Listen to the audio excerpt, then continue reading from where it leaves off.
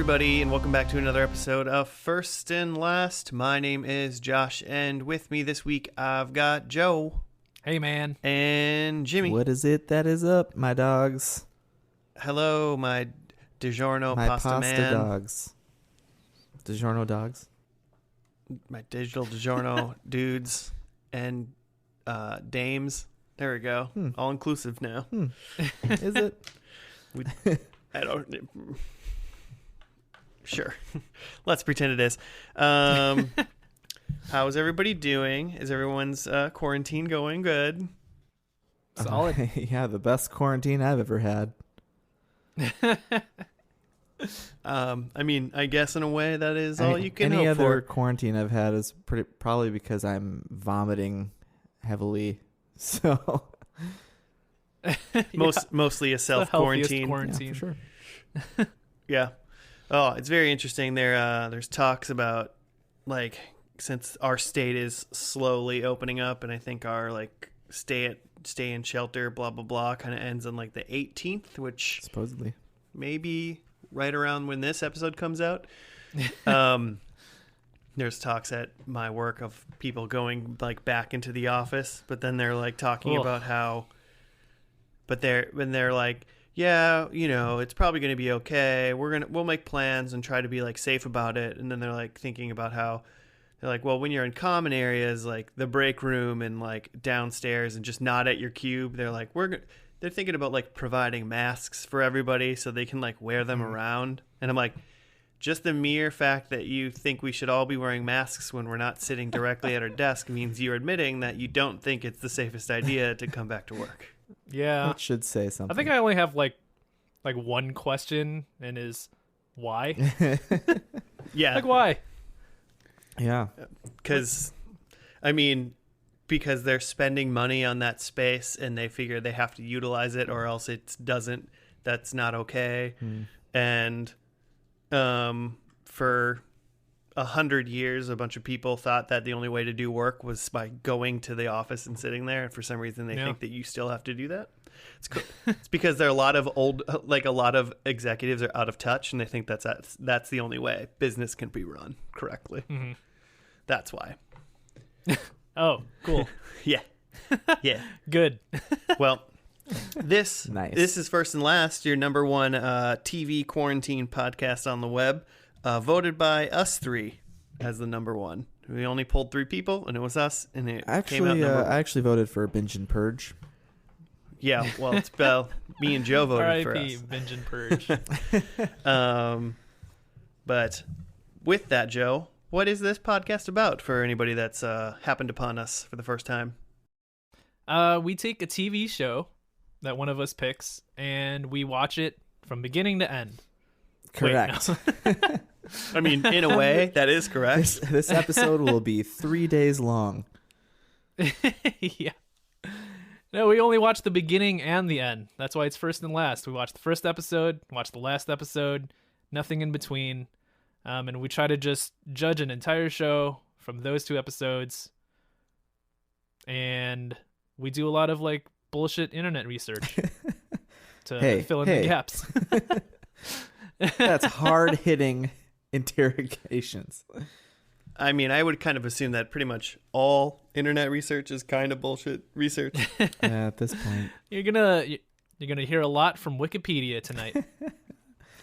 That's right. IMDb trivia. and That's solely right. that. It's almost as if you could just do this at home. Along with us, not by yourself. We are the experts here. Question: what percent of these shows do you guys think you go back and watch any more of at all?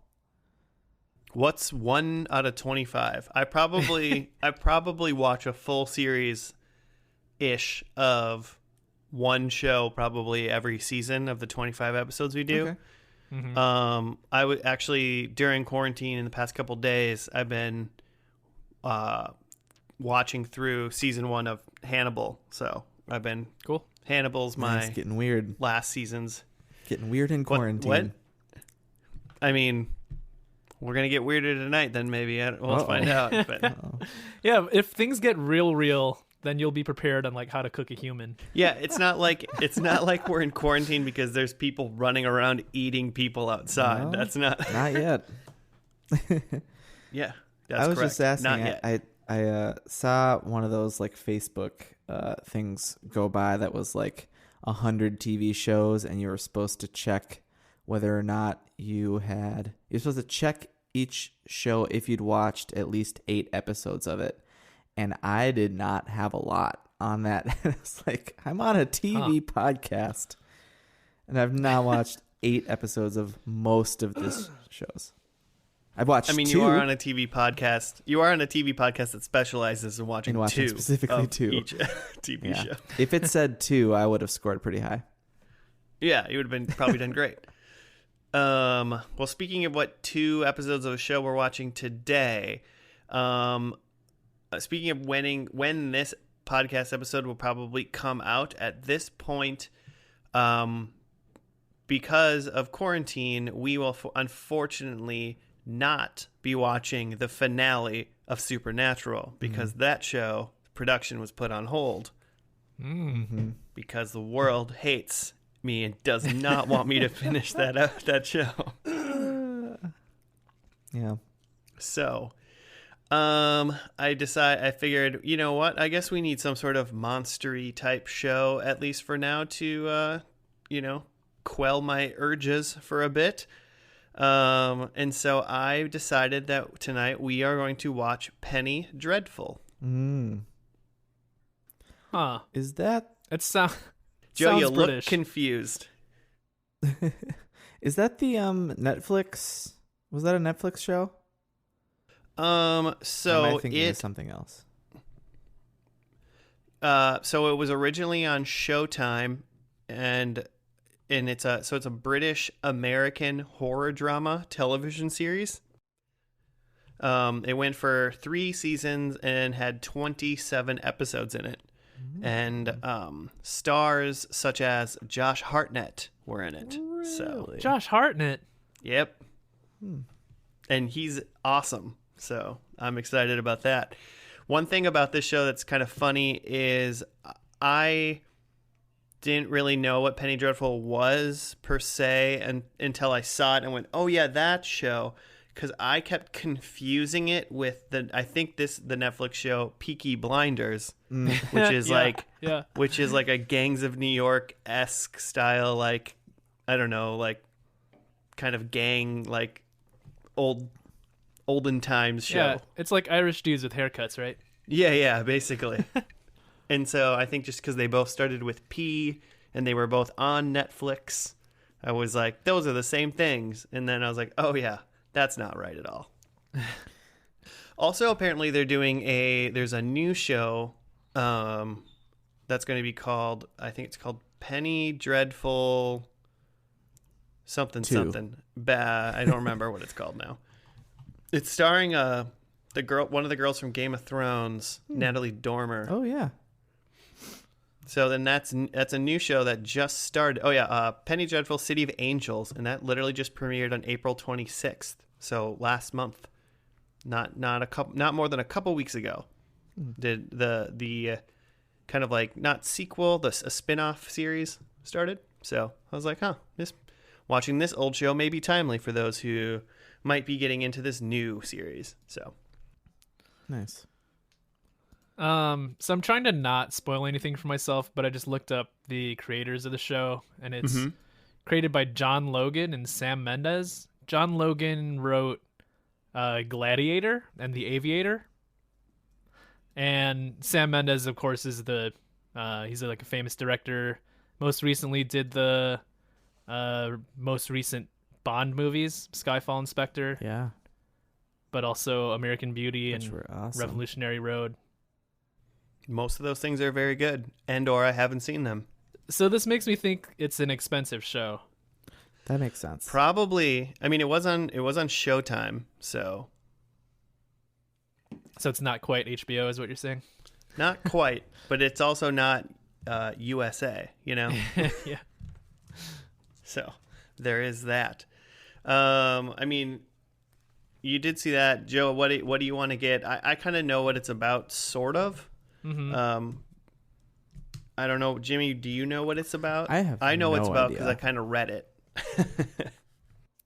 I have no idea. You said it's a spooky show, so we're getting a little like early October here. Some sort of Yeah. monster. Yeah, it seems like I was kind of looking for some monster thing. One of my runners up tonight was that show, which I don't think is spooky, but it's supernatural related. Mm-hmm. Supernatural, as in the thing, not the TV show. Oh. But it was Once Upon a Time, which was like, you know, a bunch of folklore and like fairy tales and stuff. Mm-hmm. But this one kind of takes kind of stuff from like public domain tales and stuff, things like Dorian Gray and like Frankenstein and Dracula and probably werewolves and stuff. More like literary stuff. Yeah, so just things that are like, oh, you can say Dracula all the time, so he's probably at some point. I was gonna guess werewolves. Sure. Okay. I mean, I don't know if werewolves are in this, I guess, but I just kind of assume since, you know, they have stuff like that. It's kind of cool because it said it's kind of based, or at least the title itself is based off of these things. I think they were publications, old British publications called Penny Dreadfuls. Mm-hmm. And they kind of had like these sensational subject matters. So it's kind of a play on words of those old things that used to be from 19th century British fiction. Some old-timey horror comics. I'm Yeah, picturing so like I don't know, Jack the Ripper type Victorian scenario. I'm sure there's going to be. I wouldn't be surprised if there was some sort of Jack the Ripper thing. For some reason, this also kind of reminded me of something like like the League of Extraordinary Gentlemen, where they're like, that guy's Mr. Invisible and that guy's like alive forever, and you're like, oh, that's just Dorian Gray, but you're not saying it, or something like, you know, like where like they throw all these like common characters that you know, and then they just kind of create they just weave a tale with all of them together. Mm-hmm. So I could see this show being, and so besides that, that's all I know about this show. I kind of feel like there's probably like, there's a main guy and he's Sherlock maybe Holmes. not. Yeah, I was going to say not quite a Sherlock Holmes smart kind of guy, but he doesn't have like that like mega power of deduction. So Watson. Yeah, he's like a Watson type. And then, yeah, it's just like, oh, this is a weird thing that happened. And then it's just like, they just like do X-Files, but in like 19th century England. I don't know if it's in England or not, to be honest. Just why wouldn't it be, right? I was gonna guess that Penny Dreadful was like a character. Yeah. Could be. Ms. Dreadful. Like, yeah, Miss Penny Dreadful. Yeah. She's the worst. So, do you think these will be sequential episodes then, or like more episodic? Like, if the like Penny Dreadfuls are like mini, you know, stories. If each episode of this will be kind of different, or will they connect? Good question. I'm not sure. I didn't think of it maybe being like almost like an anthology series where, you know, each Like a episode or maybe even each like series might be a different like story, but I kind of assumed it was just going to be a straight story the whole time. And then they're just going to do like Monster of the Week interweaved with like, you know, the story arc episodes. Aliens? But also maybe not too many Monsters of the Week type things that don't heavily go into the plot, just because there was only 27 episodes of this show. So they either got canceled or they had a story to tell and they didn't have time to mess around. Yeah. Let's do it. I mean, is that it? Is that all we want to do? You guys have anybody have a thought on what the first episode entails? It's been a while since we've gone to Joe Corner and he's walked us through a full first episode of a show. Yeah, I don't know. I'm trying to draw something out of, like, is there some sort of connection between Gladiator and like Skyfall that I can draw here. Or like American Beauty. Isn't he that guy? Yeah. Yeah, I don't know. Maybe just like maybe it opens with like a really dope action scene. Yeah. Like a werewolf fighting a vampire, and then the regular human Sherlock Holmes guy walks by, and he's like, "Hey, let's team up and fight crime." He drives up in an Aston Martin. Yeah, whoever like the main character hero guy is like gonna be like physically imposing as well as smart. Like, so I'm just Daniel thinking Craig. of like a Daniel Craig or a what's the name of the gladiator from Gladiator? Russell Crowe? Russell Crowe, yeah. A Daniel Craig, Russell Crowe type in the lead who's like... Or I believe his name is like Maximus Aurelius in the show. Yes. In the movie. Something like that. That's who you're referring to? I'm just saying Sherlock Holmes is going to crack some skulls. I love it. All right, cool. Well, basically, we're all betting on the fact that there's a Sherlock Holmes character, and he's cracking skulls, and he's a physically opposing good-looking boy. Mm-hmm. So, why don't we just get into it then? Get into the first episode, Penny Dreadful, and guess what? It has a name because John Logan likes me. It's called Night Work, and it's set on September 22nd, 1891. We will see you after that, listeners.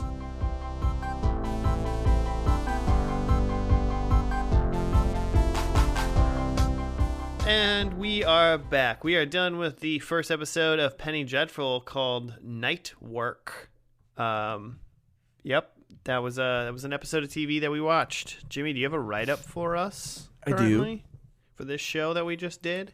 I do. So this was May 11th, 2014, Night Work. The episode opens in Victorian England in 1891 with the brutal abduction of a woman and her daughter who are later found mutilated and dismembered. Meanwhile, the enigmatic Vanessa Ives, I think that's Ava Green. It's Ava Green, yep. Enlists the skilled marksman showman Ethan Chandler, which is Josh Hartnett, to do some night work. She introduces him to Sir Malcolm Murray, father of the recently abducted Mina Harker. The trio infiltrate a vampire nest in search of Mina. They find and kill a vicious vampire, later enlisting Victor Frankenstein to examine it. The autopsy reveals hieroglyphs etched beneath its skin, which are later found to be from the Egyptian Book of the Dead.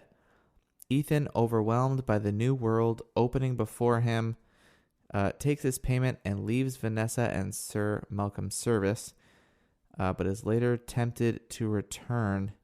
In his laboratory, Frankenstein brings to life a dead body. And they have a touching moment. And that's the end. Very strange. Very strange show. I liked it. Yeah. All in all, I enjoyed this episode. I thought it was a good pilot for like a monster horror show. Like it left a lot of intrigue. It basically said, here are four main characters. These are their names, and you pretty much kind of get it. And then the world was like, yo, this is a tiny bit of this world, but there's a lot of mysterious questions now. Uh-huh. Yeah, almost as good as The Strain. You guys remember that? I do. I thought the horror stuff was really well done in this episode. Like, it wasn't gory so much as real gross. Like, if that makes sense. Like, it wasn't, there was like, some violence and action, but it wasn't like people's heads getting chopped off or something. It was just like a pile of bodies in like the vampire pit, which is gross. Or stuff like they're like zooming in on like a pile of bodies in the vampire pit, and you're expecting something to like pop out, but instead like a rat crawls out. Oh yeah. So like something like that like isn't gory, but it is like still gross. Yeah. It's still unnerving. They're just like, oh, there's like rats in here too. Gross.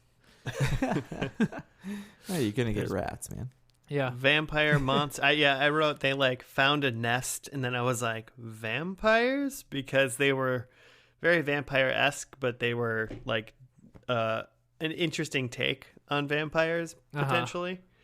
The whole like the one like question that I got that I want answered, and then I was like, oh man, this will get me to keep watching, is like that one vampire that they brought back to Victor Frankenstein who had Egyptian hieroglyphs like on the inside of his skin or whatever, and I was like, well, that's a new way to do it. I want to know what's up with that for sure. Yeah, that was interesting. And everything surrounding that, they like just made a bunch of questions, right? Took pictures of the glyphs and brought it to some like Egyptian museum curator guy, expert, and he started reading them and got kind of spooked. And then was like... That guy was like Professor Silly Nanny. That guy was weird.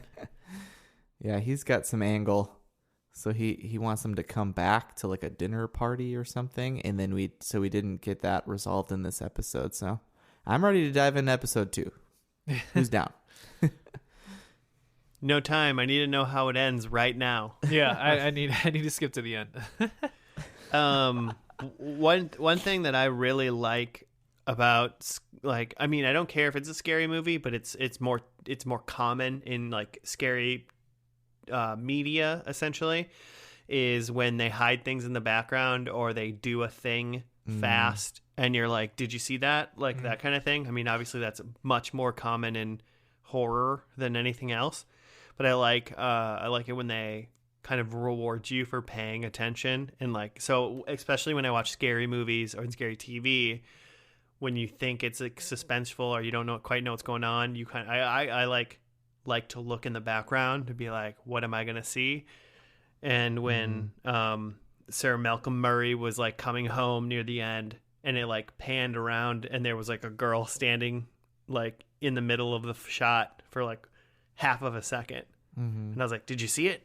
Because I mean, if you were blinking or like looking away, there's no way you would have noticed it. But I was like, haha, I saw that girl. And then she obviously freaked him out. But that was his daughter then, right? Yeah. We're led to believe that that's his daughter, who has seemingly been turned by the vamps. She seems to have some sort of condition where she's a vampire now. And that's one of the things that, Timothy Dalton, James Bond, where is it? Sir Malcolm Murray he brings Frankenstein like some fancy place and is trying to enlist his help, and he says that he's like wants to find his daughter and he also wants to find a cure for this. So he already knows seemingly that she's turned and wants to try to save her. Yeah, I feel like that's a season one plot. I don't think his daughter is a big deal come 26 more episodes when we're at the end of season 3. But I will say though to Joe's thing, Timothy Dalton did put like a meat hook through a vampire's face early on in this episode. It was a little gory. Yeah. It was pretty quick though. Joe, does gore to you imply like movement then? Like if it's still and bloody, is it that just gross? But when it's moving, heads cut off, blood flying, then that becomes gore? Yeah, I do think that, there's a difference between you seeing the aftermath of like a violent event and you seeing the actual violent event. Yeah. I mean, yeah, there's definitely a difference. There was a lot of panning around like guts, entrails, I guess, in this show. Ugh. Yeah. Good times. I thought it was good sets. Like, I mean, yeah, I definitely, especially this pilot or this first episode, I was like, yeah, this show's probably pretty expensive to make because everything was pretty grand. And then when they were in the vampire nest or whatever the heck that gory place was, like, there was a lot of detail. Like, everything was very intricate and gruesome. So, and I'm sure that's not cheap. It wasn't just ketchup everywhere, you know? Yeah, it's at least A1 barbecue sauce. Yeah. High They quality. don't mess around with cornstarch Yeah. and food dye. A1. I think it was a good call to like have Josh Hartnett as an American character in this show, and also like kick off the show with him.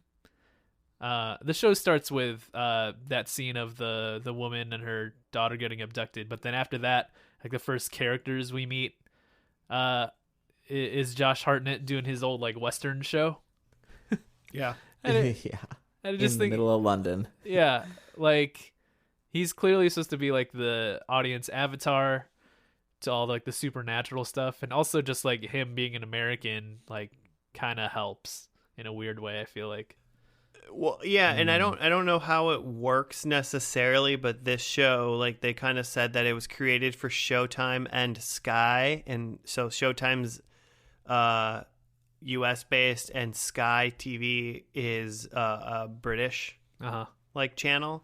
So it was like a US British like conglomerate, Yeah. essentially, that they were doing it for. So I do like that. Obviously, this is based in like London or wherever they are, right? It's London. Are they in London? Yeah. The only city. It's based. Yeah. It's based there, but they were like, okay, well, I mean, you know, we're trying to get the American audience to watch, so let's plop somebody down that can relate to them and Yeah. make that guy be the person that's going to find everything out. So, I mean, it wouldn't work if it was just like Vanessa Ives and like Malcolm Murray, and they were like, we're already investigating and we're into this. Yeah, They that'd need be, that, like, that'd be tough. yeah. Interesting that I was very surprised that the Dr. Frankenstein guy, who is a main Romulan guy from the new Star Trek Picard show, by the way, if people are interested in that. I want to go to there. I didn't realize, and I don't know if they said his name earlier, but until like he was essentially like upstairs with like 5 minutes to go in his like attic laboratory, I didn't realize that. I didn't know he was Victor Frankenstein until then. Yeah, I don't think Did they say that? I don't think so. When they were in the when they go to him originally with the body, they go to this like it's like an underground cadaver lab thing, like black market morgue, and then they go to this guy and he says, "I'm busy, go to my assistant," and then they walk in on him, but I think he's just referred to as the assistant, and they never say his name until you realize at the end, just for sure, if you didn't already know. Right. Yeah. I mean, I feel like anybody that's at all familiar with Frankenstein's story, which is what 99% of the world, right? Most babies. Like the minute like the he gets into his like upstairs laboratory and you see like the table in the middle of the dead body there, you're like, oh, that's Frankenstein. Like, you know. Would you call that actually, dead giveaway? Most people, I hate you. Thanks. Most people actually probably said that's Frankenstein, and they meant the dead body on the thing because they don't understand that is Frankenstein's monster and that other guy is Frankenstein. But well, now that's the kids know who listen to our podcast. But I was surprised that they threw him in so quickly. Like, if even I didn't know he was going to be in this show at all, but I'm surprised that they were like, okay, you have vampires and blah, blah, blah, and then you have this, and then all of a sudden they're like, oh, also, this is Frankenstein. And you're like, oh, dang, okay, yeah. We're ramping up already. A young Frank, early in his career. That was interesting. I thought, if anything, he would have been more a bigger character, like Josh Hartnett would have been.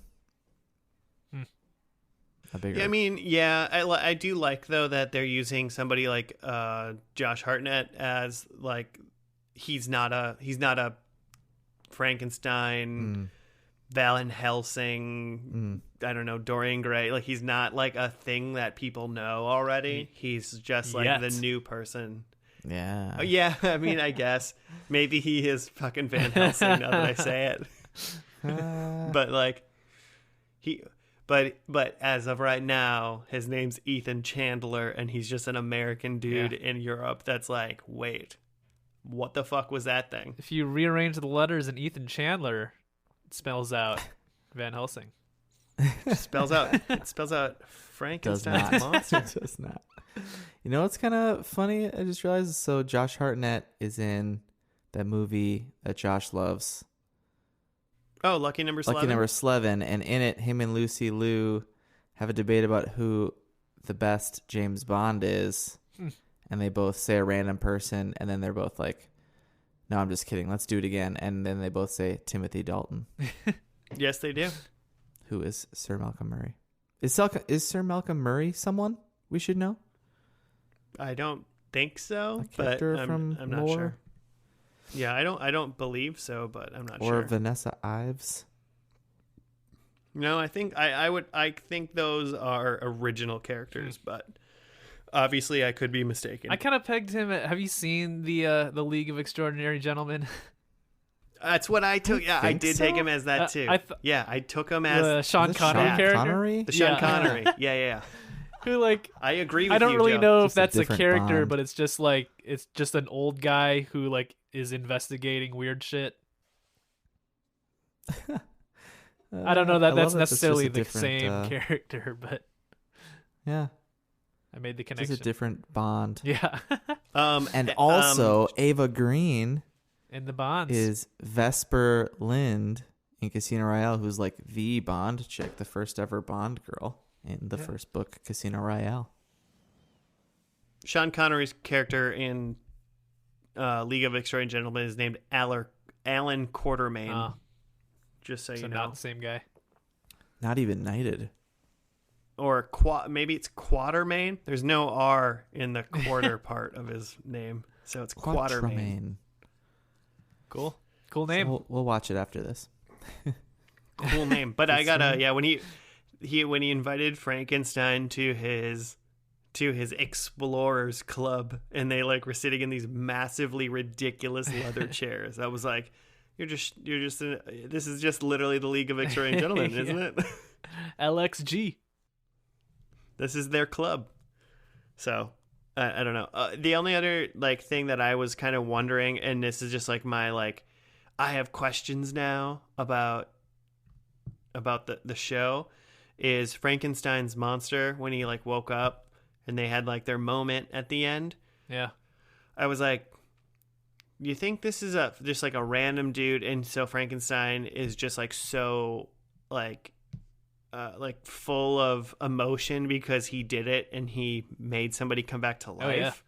Or like I was kind of like, this guy is either Frankenstein's like brother or lover, like is what I thought. Like he tried to bring back someone important to him. Yeah, and that's why he was like freaking out so much. I mean, I guess if you attempted to bring back someone from the dead and you did it, you'd probably be freaking out a little bit as well. He did introduce himself though. He was like, "I'm Victor Frankenstein." Oh, that's true. Yeah. Yeah, it if you're probably trying to squashes bring back someone important to you, it's not like the first corpse you try. You know, you're trying some dead bodies first. Yeah, that's true. You don't want to screw it up. Screw them up. You only got so much time, right? Like that can only, if it rots too much, you can't bring him back, right? I suppose you can embalm. I guess you can use new You can pieces freeze or them. something. Put him in the deep freeze. Who's Um, to say? What's up, Joe? I was gonna say if I have one critique, like I know I mentioned earlier that I like that Josh Hartnett is in this and it helped to like bring me into the show, but you hate Josh Hartnett? no, but like Josh Hartnett, like he doesn't look of the time period. Am I wrong? Like, doesn't he look like a modern dude? He looks like a modern hipster Yeah. dude. For like, he looks like he is 33 years old, and it's 2011. Yeah. Like that's what he looks like. I don't know that you could do anything to him with like facial hair or a haircut to like fix that. Like I think it's in his eyes. He's got these little beady eyes, and that he's like, you know, like slender and handsome. That he's just like This young handsome man's obviously living in the 20th century, and he's never done a day of work in like his life. I'm like waiting for him to like pull out a vape pen. Yeah. out in front of the French Meadow Yeah. in Lynn Lake. Oh man, I hope he's listening. Big fan of the show, Josh Hartnett. I love Josh Hartnett. I love the faculty. idea that I love the idea that his like beady little hipster eyes are somehow an evolution of modern. People didn't look like that back then. 2011. This is why boomers think we're weak. Josh Hartnett is a great example. It's that bone structure. Beady little hipster eyes, pretty, and just being a beautiful A man. little too pretty for back then. Yeah, I'm with you though. He's too pretty. They could have like not conditioned his hair for a while or something. Yeah. He's a little too put together for, especially if he's trying to pull off like a American Western look. Should be way dirtier. Yeah. Yeah, I just like that Joe's number one critique of this episode is Josh Hartnett looks too good to be convincing. Yeah. Not convinced. I don't know. That guy is pretty good looking. I don't think he'd live back then. So, cool. Well, should we dive into predictions then? Oh, yeah. Joe, you should go first because you're on my top left in the Yeah, Zoom I'm chat. excited about mine. So yeah, as far as we know so far, Ethan, played by Josh Hartnett, is just the normal American dude who's good with guns. But I think he's secretly a werewolf. I love They allude to him Like the guy from Underworld. handsome werewolf. Yeah, handsome werewolf. They allude to him being like more complicated than he looks, and I think the complication is that he howls at the moon. So he's a dog monster. So yeah, Ethan, team werewolf. I like it. I think that someone in the finale refers to another character as Govna. Just think it's bound to happen. Oh man, Govna. You think there's some chimney sweeps in this last episode? I can only hope. It's classic folklore. So, and I was gonna say like that there's a sea monster, but then I was like, well, it's only like one step off. Why not go full octopus monster? Like, I'm gonna Bringing it back. predict an octopus monster in this finale. And then my last one is a little bit left field as far as my predictions. I think most of the characters they've been doing is like classic British literature monsters, but I think they just like dump all of that by the time we get to the finale, and it's full on aliens. Oh like shit! Sci-fi okay. aliens. They go like Lovecraftian. Yeah. Almost. I mean, I'm into it. Yeah, just some Victorian X-Files. I like it. Yep. Just some like eldritch horrors. It would be good. I'd be into it. All right, I'm gonna do mine now. So number one, I think that they spent a lot of time with Josh Hartnett picking a tarot card, and they kind of focused on that. So I think, and he picked the Lover's card. So I think that the Lover's card makes another appearance. Yeah, that was the one plot point we didn't talk about, is that Ava Green is setting up. It makes him take a tarot card, and then they have their eyes lock. But then he runs away at the end. And then he runs away. My second one is just Dracula. Like, there's vampires. I mean, who knows? But if there's vampires, there's a master somewhere, and I assume he's in this episode, and I bet his name is Dracula. So, yeah. My third one is, I think George Lazenby makes it all the way to the end of this show, and You mean Sir Timothy Malcolm Dalton? Murray. Oh shit, yeah, Timothy Dalton. Other Bond guy. The other Bond guy, not George Lazenby. Also, he's great though. In his great. single, was he in one Bond Just film? one, yeah. Just the one. On Her Majesty's. But I think Sir Malcolm Murray is undead in this episode. All right. I don't know if he's going to become... So, Joe, what would you say? If you're a good guy and then you die and become an undead monster, but you somehow... even if maybe you become bad for a little bit, but if in the end you remain a good guy, Is that a Piccolo situation? I don't think that. Or is that I don't think that's quite it. You need to get an undead monster and then turn that one Right. good, Mhm. essentially, to have a Piccolo. Yeah. Okay. There's probably another Dragon Ball Z analog for someone who's good, then goes bad and comes back. Yamcha. No, it's not. It's not Yamcha. Okay. Well, so that's my third one. And then my fourth one is there is a horseback riding chase scene. All right. Yeah. I thought horseback riding was too simple, so I went horseback riding chase. I'm into scene. that. Why haven't I not seen that before?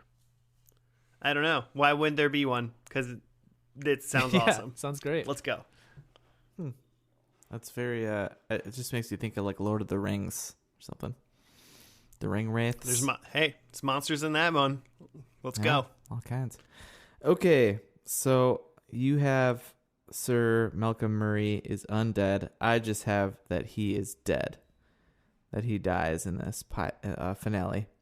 I will tell you this. If sorry, listeners, you can't see it, but I wrote he's dead, and I scribbled dead out, and I wrote undead. So I'm there. You didn't. You scratched out. You didn't just squeeze in there. No, I didn't. I wanted it to. No, I scribbled Okay, it out. all right. Okay, number 2. Dr. Frank is more or less Dr. Frankenstein is what my shorthand means. That he's more or less a bad guy in this. He's a crazy guy. He's got nuts. More or less a bad guy. Not really on the team.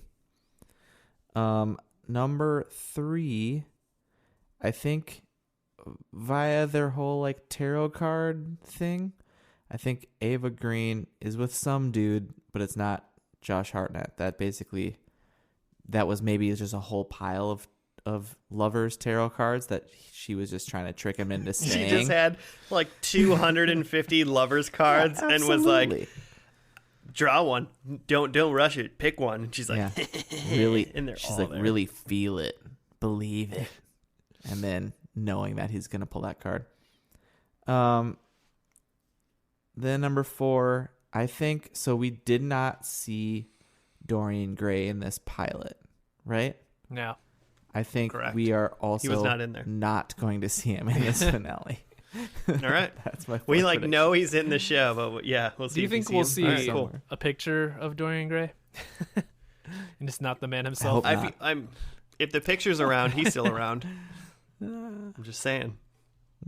Cool. All right, so we're ready to dive into this finale then. There were 2 episodes on the same night, but they are not a part 1 and a part 2, so we only will be watching the last one called The Blessed Dark. Cool. So, I guess they're up for a little more night work in this one, it would seem. All right, well, we're going to get to that finale, and we will talk to you afterwards, listeners. See ya.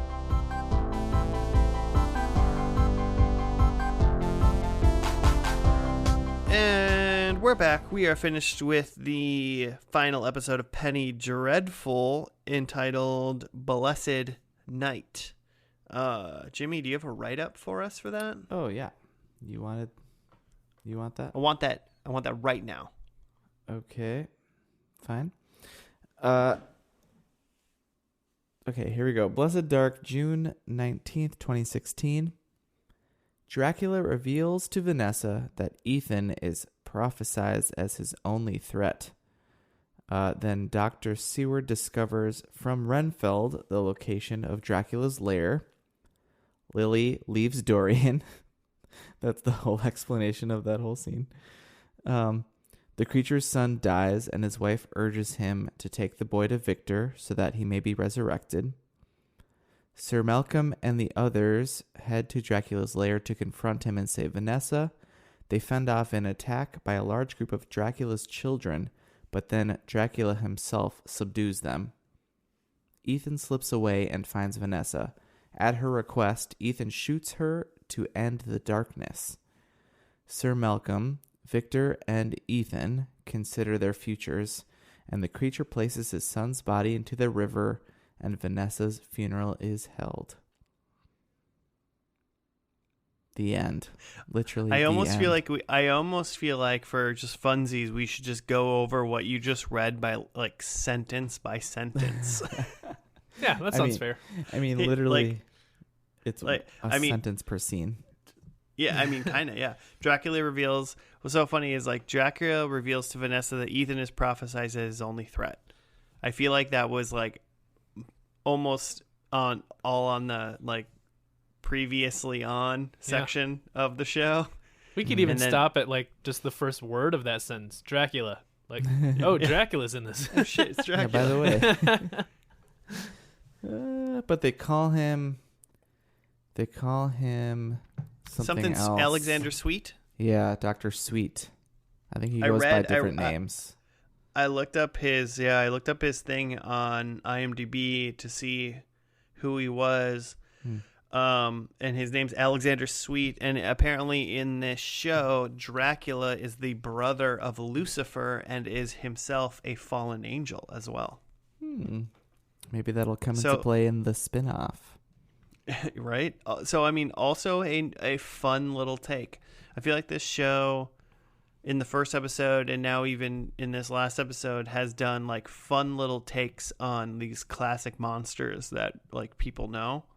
So it's cool. Like, I've never heard... I don't think I've ever had a show or whatever piece of media be like, oh, yeah, Dracula, he's an angel. You know? Yeah. So that's pretty fun. Next one is Dr. Seward discovers from Renfield the location of Dracula's lair. I'm assuming Dr. Seward was that like old lady who had the cane and was like tapping it on the ground. Yep. And Renfield was presumably that vampire boy or something.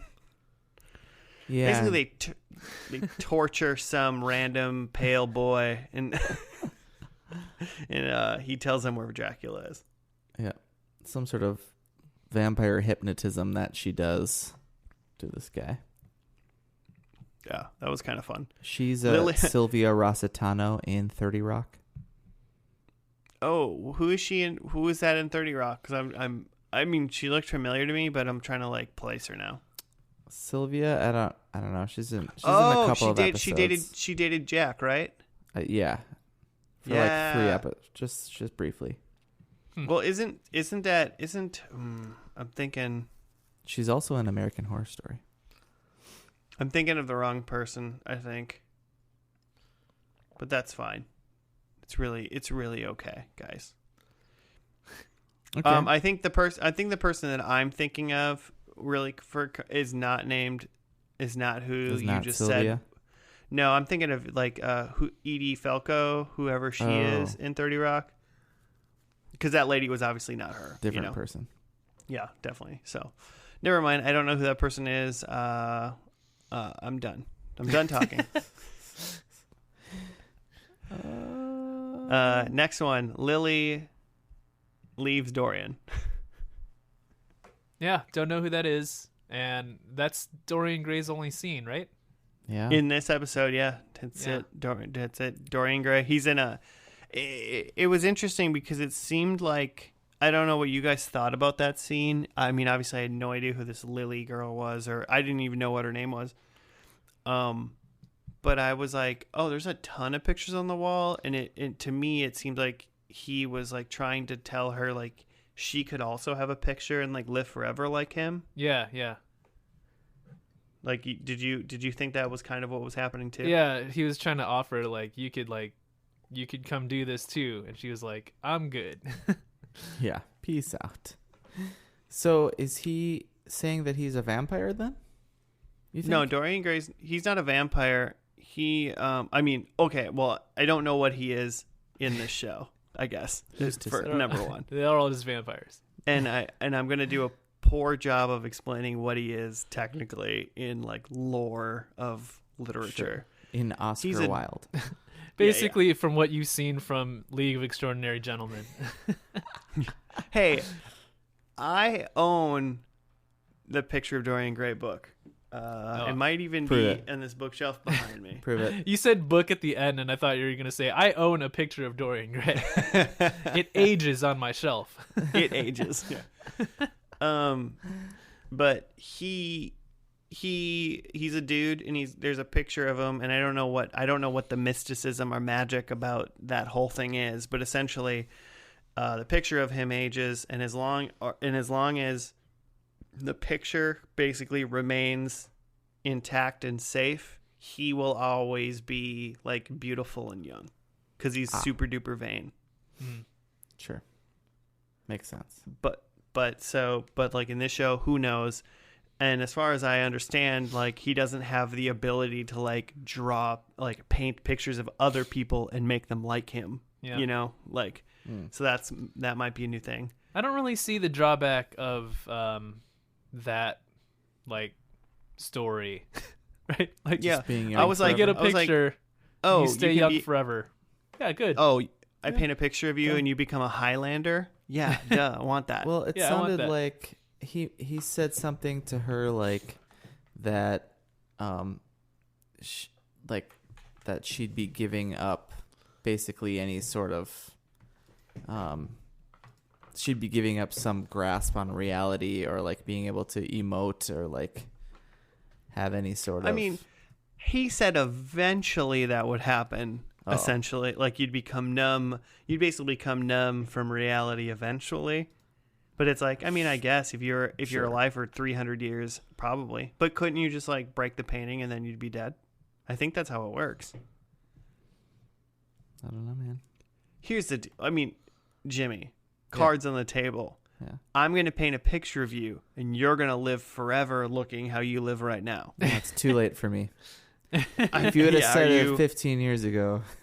I mean, hey, you know what? The cards are dealt when the cards are dealt, and I'm dealing them now, all right? Yeah, Like, sure. my ancient magic is working, and I can make you live forever starting now, and when you don't want to live forever anymore, break the painting. Also, just protect the painting. I mean, are you taking that deal? I feel like I'm taking that deal. I would just like to receive a painting of myself from you. So yeah, I'll paint you. I'll paint you. Also, Lily is Billie Piper. Do you guys recognize her? The name sounds familiar. She's in stuff. She was big, made big from the Doctor Who reboot. She was the first like Doctor Who companion of the reboot in the early cool. with Christopher Eccleston. I still can't believe that you have not made us watch a single part of a Doctor Who yet. Well, isn't it still going? I should probably Well, it is. know that. I don't know. I mean, I kind of would assume every single like sequence of a Doctor is essentially like almost a standalone Doctor Who. I mean, it's like a Power Ranger, right? It is. You know? No, it's not. I mean, Okay. it kind of. I've never really watched Doctor Who. It's probably one of the larger parts of nerdom that I've probably never actually Oh man, it's great. been involved into. It's great. So, I just would have thought that like Doctor to Doctor, it's almost like a Power Rangers series. You know, like how they change from light It's speed to more turbo to like- whatever to whatever. It's more like a Star Trek series. Right, and I would consider original series and the Next Generation and like Deep Space Nine all different, even though they're within the same universe. Yeah. Really, Star Trek is like a Doctor Who series because it predates. All right, all right. I'm falling asleep. Did you want to go on to the next thing? Yeah, what's the next? The creature's son dies. We'll do the creature's shit all together. The creature's son dies, and his wife urges him to take the boy to Victor so that he may be resurrected. And then also, the creature places his son's body into the river. Mm-hmm. The creature, by the way, according to IMDb, is in all 27 episodes of this show. Oh, So he is that guy in the first episode He's has the guy moment? from the first episode. Yeah. Wow, it did not look like the same dude. Yeah. at Yeah, all. he was much paler with hair. So, Dr. Frankenstein's monster is the creature. yeah. played by Rory Kinnear, who's also in the most recent James Bond movies. Yeah, he's in James Bond too. It's a kind of an interesting, like, this show's like, there's a lot of James Bond people in this show for some reason. Apparently, all the great British actors are, James Bond people. Is he British too? Our friends with Sam Mendes. Yeah, exactly. I'm interested in like the creature's arc. It seems like at least maybe in the beginning probably season, it's probably very interesting to see like how he coped. Like, was he a real person and he he resurrected, or did he use a lot of body parts and this is his own creature kind of thing? Like not like his biological son. No, well, just like how many, like when Frankenstein made him in this show, is that body like a pretty intact body, like it was a human before kind of thing, pretty recognizable, or did he use a bunch of different pieces and then this guy doesn't like remember nor like think he was the human past? Does that make sense? Yeah, because Frankenstein's monster traditionally is just like a bunch of random parts, right? Yeah. He doesn't know who he was before. He's just this monstrosity who goes crazy. Yeah. And this guy, at least in the first part, in the first episode when I saw him, it seemed like he was sewed up a lot, but he didn't seem like he was sewed up as in like an arm looked like it was sewed onto the body. It just kind of looked like he had an autopsy done kind of thing, and that was sewed up. It's pretty much all I really saw.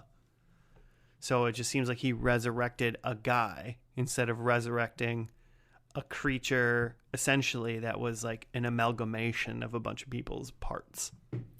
I think that makes sense to me, especially because the son, I mean, I don't know how time works in this show, but the son definitely seems like he's older than 3. It's not like this guy, undead guy, or whatever, had a kid, right? This kid was probably from pre-existed. Yeah, probably the creature had a wife as well. The wife of the bride of Frankenstein. The wife. There's a better term for this, isn't there? Yeah. So I mean, my first thought is like all 3 of them were created by Dr. Frankenstein. Gotcha. But I'm curious about that as well.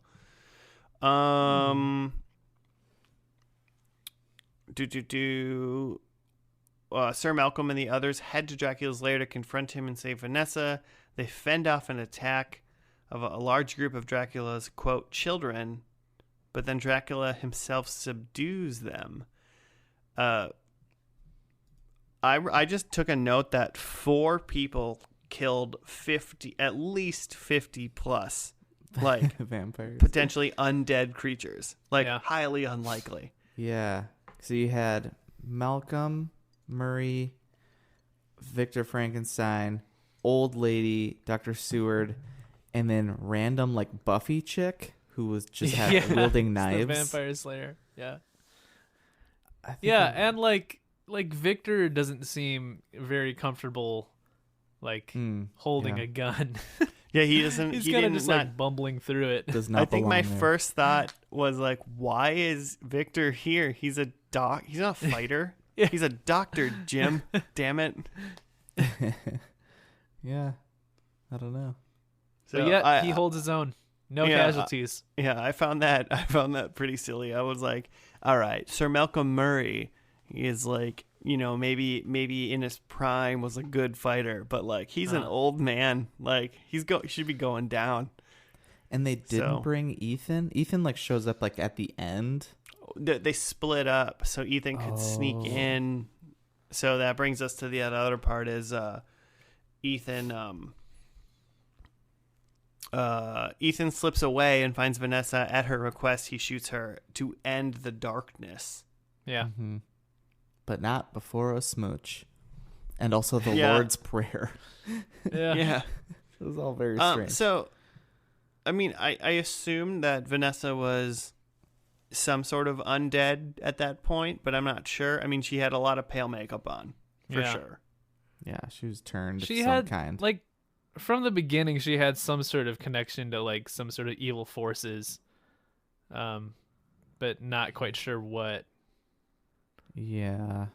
She was doing a lot of praying and kneeling, and there were a lot of spiders involved. Yeah. Mm-hmm. Yeah, she was seeing a lot of There was gross some- stuff for sure. Some dark magic. So he shoots her. There's a lot of regret, and they pray. Like you do. Like young lovers should. Yeah. Also, so it's a thing that's not really hit up on in this episode per se, but it is like apparently prophesied that Ethan is like the only person that could potentially like threaten Dracula, Right. Mm-hmm. or whatever. But in the previously on, it is definitely pointed out that Ethan is a werewolf of some sort. Yeah. And then in this episode, he's like arguing with like a Native American, Uh-huh. and he's like, "Why did you like make me this?" And Mm-hmm. he's like, "Well, my people have like these secret powers, and we like we like defended our land with it, and I've now like given it to you to help you out." And I'm like, Mm-hmm. "Wait a minute, are we going with the lore that Native Americans can become werewolves, and he passed down this power to the white guy?" Yeah. Is this what we're going with? It's like Dances with Wolves in the most like literal sense. But also like weird like monotheistic Illuminati werewolf people. Because he was saying they had the power because like God gave it to them. Yeah, it was weird. It Yeah, definitely he's like a wolf of God or something like that. Yeah. Oh yeah, he literally said wolf of God. Yeah. He said that. Yeah. So God gives you wolf powers, by the way. Yeah. So that is a great reason to believe, if you were curious. That guy, Wes Studi, he's in The Last of the Mohicans and like every other. So he's been around. Also, fun. I mean, interesting thing is they decided to like not defeat. They didn't defeat Dracula. He just ran away. Yeah, he kind of just slips away. I was interested in that. Like the whole thing, like the previously on like thing was like Ethan has like werewolf powers, and he threatens Dracula and can defeat Dracula now. Mm-hmm. And then Ethan went into Dracula's lair and shot his wife, and then Dracula ran away, and that was the end of the show. Yeah, because there's the Like, point where he essentially. goes to Vanessa, and I was like, wait, did I miss something? Did Dracula get away, or did I miss them killing him? And then after he shoots Vanessa, then he comes back, and then Dracula's there, and he's like, oh, I gotta go. Peace. Yeah, he just left. We got a spin-off I to mean- do. I mean, yeah, they do. Now they do, for sure. Yeah. So I guess anybody that's watched this show and is now the new Penny Dreadful Los Angeles or whatever it's called. City of Angels. City of Angels. Well, yeah, Los Angeles. I was speaking Spanish, Jimmy. It's not Spanish for City of Angels. But yeah, so I mean, I guess I would assume that if you really liked Penny Dreadful, this would be pretty great, because like, oh shit, maybe Dracula's going to be in this too or something. But I mean, I didn't feel like that was like a mega disappointment for the end of the show. I feel like it ended pretty well. Yeah, with like Vanessa dying, that seems like a pretty big deal for the characters. Yeah. I mean, you said, Joe, you were like, when we finished, you're like, oh, I haven't seen it at the end screen in a while. Yeah. The show ends, and then it goes to black, and it says the end, and I was like, huh. Like, I don't know the last time I've seen that. Like, I was almost afraid it was gonna like have a question mark at the end after a few seconds. Oh, I feel like it said the end, and I immediately went, oh, I kind of like that. It's kind of charming. and then you said like, I haven't seen the end screen in a while, and I was like, is there gonna be like a post credit scene or something? Like Yeah. that's kind of what I thought. That'd be dope. Apparently, when people were watching this, they didn't know that. They knew this was the series finale, but they wouldn't have known that it was the finale, and it came out after the fact. Oh, like they knew Which it was the seems season silly. finale? Right. Oh, okay. Right. Gotcha. But supposedly, like they knew the whole time this was going to be the last season, but they specifically didn't like actually hype it up as that, so that people who were like watching it, I think, and it was a pretty acclaimed show, I guess, while it was on, so maybe they just didn't feel like they needed that, but they thought. I mean, that that's a pretty bold choice marketing wise, especially for. I mean, you lost some money for sure. The network that was on it. I mean, there's no way you're not gonna lose viewers if you say the show's ending tonight. You're not losing viewers. The only thing you're going to do is gain more. That we're like, oh, you know what? Maybe I fell off for a minute, but in a week this show is ending, so I can catch up. I can watch the 3 episodes I'm late by. Yeah. And now watch the finale live. I don't understand why you wouldn't tell people that this is your series finale. That seems silly to me. It's like, it's interesting, but it's not like this is like a puzzle show or anything. You know, like it's not like that seems like a bad choice to me. Tell people your show's ending because you made it for people to watch. If you tell them it's ending, more people are going to watch it. That's going to happen. Did anyone like not watch the last episode of Lost because they thought it was the last episode and they were like, "Whoa, screw you! I'm not going to watch it. It's the last one." That doesn't make any sense. I don't know. Unless they're specifically doing a podcast where they only need to watch the first and last, then they might avoid it. Well, no, then they would watch that last episode. That's what I'm saying. More viewers. Yeah. The reasoning that Logan gives is not great about not releasing the information until after the final season had completed. He thought it would be watering it down to make an announcement or to have fans know. Okay. What I hear is that guy's out of touch and is like too artistic for his own good, essentially. Or he's just completely lying. That like he was hoping it would get renewed, it didn't. So they Yeah. So in post they added the end.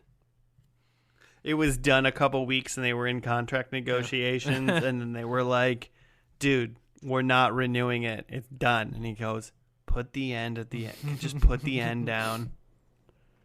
I mean, yeah, that could be a good reason and he could be lying, but then like screw that guy for lying.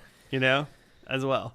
I mean, maybe if you think, if they think, you know, like if you know that you're going into it a fan of the show and you've heard that it's the series finale, and you're like, oh well, then so and so's gonna die or whatever, and like you're like gonna spoil it for yourself. It does like give a little bit of a like burden of expectation if you know that it's gonna be the end. Right, because then you're like looking for some sort of payoff. So maybe he was trying to like tamp down expectations. Yeah, I mean, I mean, that's the only explanation I maybe could like accept as like as an artistic explanation of like, you know, we're telling the story and we're not trying to ramp anything up or like change people's expectations for like the story that we're about to give them. You know, they're taking it. They're taking it piece by piece by piece, and like as it goes, that's how they get it. But as any other form of capitalistic marketing at all, I cannot believe that like the network, like Showtime or Sky or anybody was like not saying this. Yeah. Like in the end, they're trying to make money. So it's just crazy that they didn't say it was the end. But I mean, strange. Everybody that was just watching the show as a normal viewer that was into it was probably like, oh shit, that was it. Like, you know, that would have been really fun. That would have been really, really fun as an avid viewer. Like if I didn't know that it was the last season of Supernatural and I watched the last episode of Supernatural and at the end it said the end, like we're done, I would be flabbergasted. I would be like out of my mind. I'd be like, shit, Sam and Dean's journey is forever done. I think I'd be a little heartbroken. Yeah. To be honest. Also, Supernatural is 12 years better than this show that we watched. I'm just saying. Okay. But better and longer are not synonyms, Josh. Just says saying. you, Jimmy. Just saying. Says you. I'm pretty sure. What else we got? Anything? No, not really. I mean, my only question to you two is: we've watched the pilot, and we've watched the finale. What do you think about this show overall? Like, are you interested? Do you think these were good and beginning and ends? What's up? I think the production value, the spooky stuff, the way that they handle the horror elements is all like, it looks really cool, really high quality. Like, again, like creepy, gross, but not gory necessarily. But there's like bits of it, like, I don't know if it's in the writing or the direction, that are like comes off as real cheesy. The description didn't mention Jekyll or Hyde, but there's a scene where Dr. Frankenstein, I think, is talking to a guy, and then the guy that he's talking to says something like, the transformation is complete or something, so you should call me by my real name. And then the camera zooms into Frankenstein, and he goes like, all right, Mr. Hyde. And then the guy walks off. Lord Hyde. I think he said Lord Hyde. Lord Hyde, because he wasn't a Mister anymore. He was like he inheriting was a some lord. estate or something. Yeah. It's just like little touches like that I'm just like, I get it. We're referencing stuff. Yeah, we're leaning into the cheese right now. Yeah, I would be, I think I like it. I like when shows use like kind of like known things, you know, like, I mean, some reimagining. Dorian Gray, Dr. Jonas Hyde, like vampires, werewolves, blah blah blah. It's easy to jump into these things. It's easy to just essentially know what's happening or know what the basic lore is, and then you kind of figure out the twists of the show about those things as you go. So it walks a fine line of either being like just like cookie cutter, cheesy, kind of like dumb, or being like a fun spin on something you've heard about your entire life. Yeah. For the most part, I feel like this was a fun spin on a lot of those things. But I could see how one or two things would be like, ugh, you know. There's no way every character that you've heard of in this show is like great. Yeah, is a thing. Yeah. Yeah. I will say, going back to my critique of the first episode, that Josh Hartnett looks out of place. And this one, he looked much more of the time. Like, they gave him a haircut, and I feel like they changed some makeup or something around his eyes, where his eyes don't look quite as beady. And like, he just looked like a normal, like, early 1900s dude. Yeah. And werewolf. / werewolf. Oh man, when that recap came on and he turned out to be a werewolf. Yeah, that was funny. Yeah, Jimmy, what are your thoughts, if any? I was more interested after the pilot, I think, after the first episode, to roll right into episode 2. But I don't know. Yeah, cinematography is awesome. I do like Ava Green a lot. I don't know. It's only 27 episodes. Sure, why not? Yep. Why not? It's short. This I would say this has me interested. I'm kind of into I'm into horror. I'm into like fantasy, I guess. Is this kind of like, it's not sci-fi, it's horror fantasy, kind of the way this kind of works. I'm into that, and these are all like, vampires are fun. So I would be very interested to watch, like, going from episode 2 now and just kind of seeing where it takes me. You know, being attentive and going, like, hey, if you suck me in, I'm into this. I love Josh Hartnett. He's in one of my favorite movies of all time. Ava Green's great. Who doesn't love Timothy Dalton? Who doesn't love Pierce Brosnan in this show? Wait, what's your Josh Hartnett movie? Lucky Number 11 is one of my favorite movies of all time. Yeah. I feel like that is nobody else's favorite movie of all Never time. So heard of anyone who's even seen that movie besides you. it's so good. It's such a good movie. It's so good. It really tells you what kind of person I am. A great one. Interesting. A kind and thoughtful man. But so, like, yeah, like this show, like, essentially rings all, like, the fun bells that I'm into. Like I like monster stories and, you know, diving into things I already know and I like to see what twists people have on monster tropes already. And it seems like the show kind of does some fun things with it, and it's really well produced, and it seems they definitely pumped a lot of money into it. So I'm into it. I think there's a very good chance that I will be watching episode 2 and seeing kind of where it takes me. Cool. At least. Speaking of monster tropes, have you guys seen the new Invisible Man movie that came out last year? Nope. No. Like Kevin Bacon? No, that's Hollow Man. Yeah, it's Hollow Man. Well, yeah, that was the last, like, Invisible Man movie. But this one is just called The Invisible Man, and it's got the girl who's in what's her name? Handmaid's From Tale. Handmaids. Yeah, and Mad Men. Oh, Peggy? Yeah.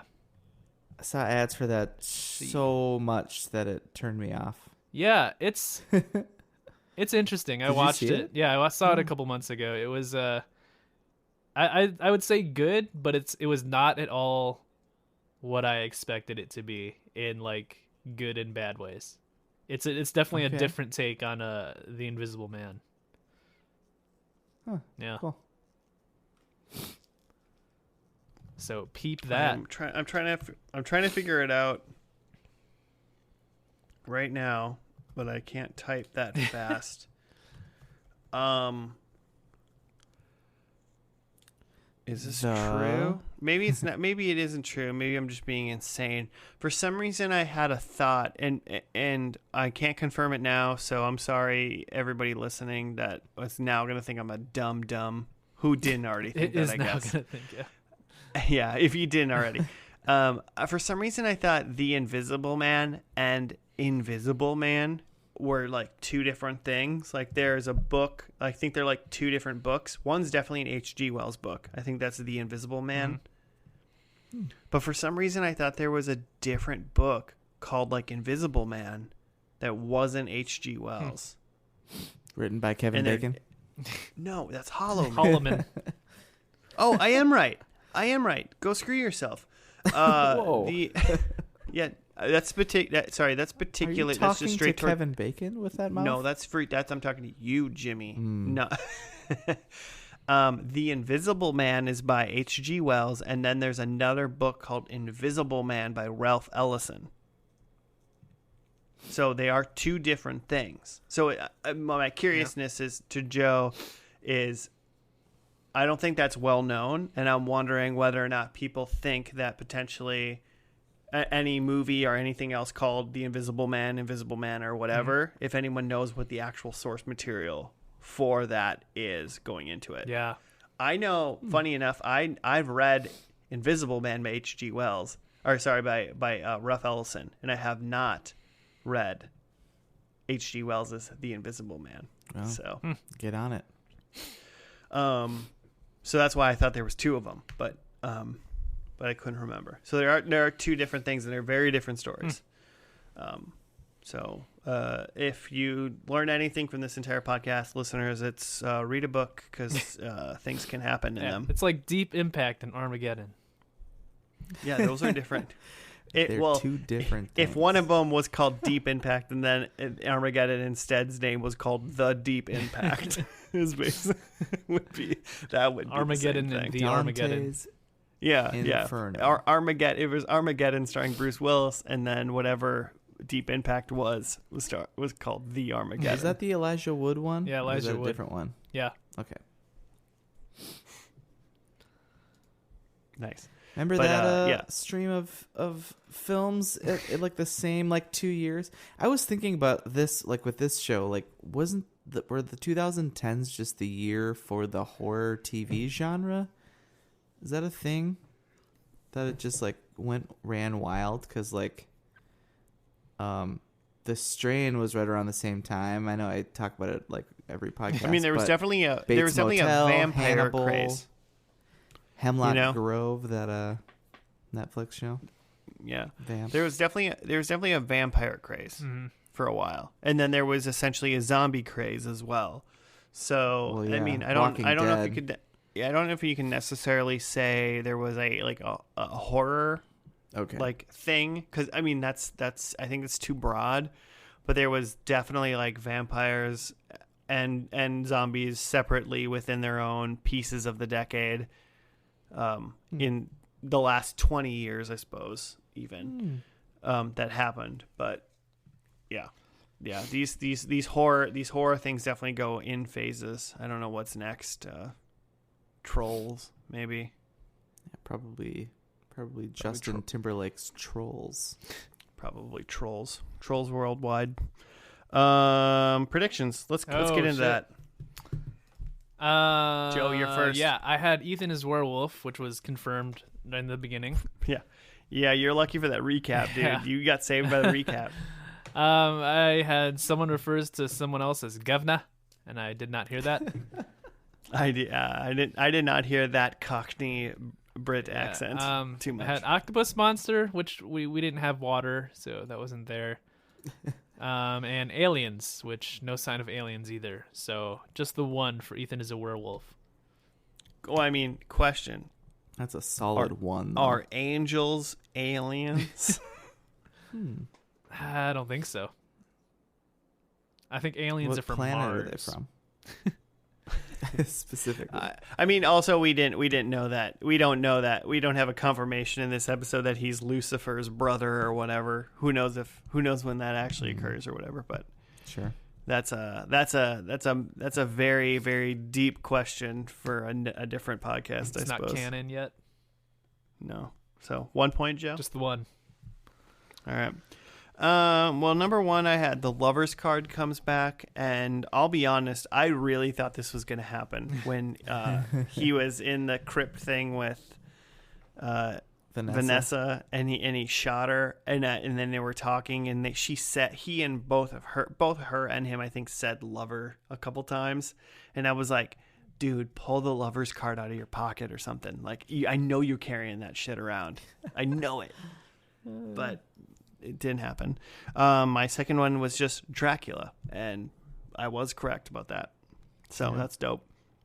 Third one was incorrect on which main cast member was going to become undead. I said Sir Malcolm, and it was definitely Vanessa, or maybe Vanessa. She was very pale. I think she was undead. And then I said a horseback riding chase scene. There no horses in sight. Horses don't exist in this world, I guess. So no horses in London. No horses in London. I'll take my 1 point though. Okay, I had that Sir Malcolm died, but Vanessa died. I had Dr. Frank is a bad guy. Not so. He's still with the good guys. Ava is with someone besides Josh Hartnett, and that she tricked him. And that apparently did not happen. And we did see Dorian Gray, so I didn't get that point. So big old goose egg for Spaghetti Jim. Well, you can't win them all, Jimmy. You can't win them all. Maybe this just isn't your season.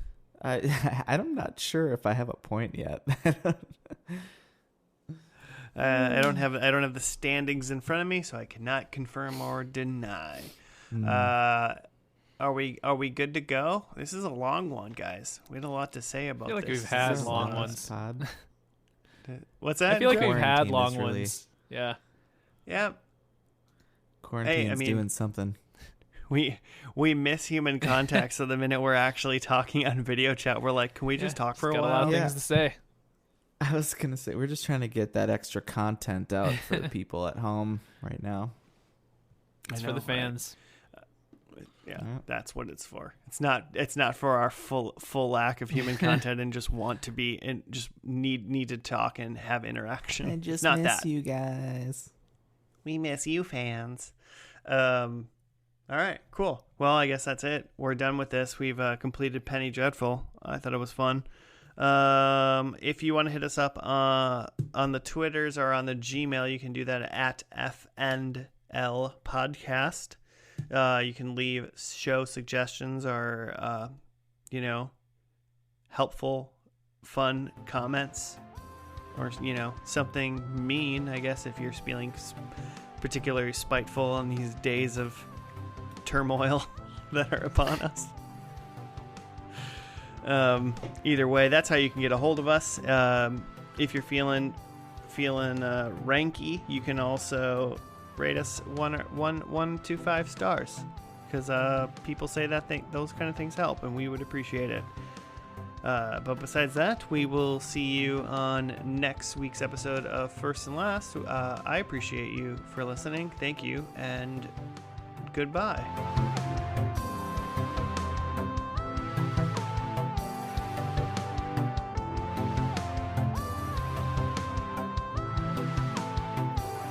The end.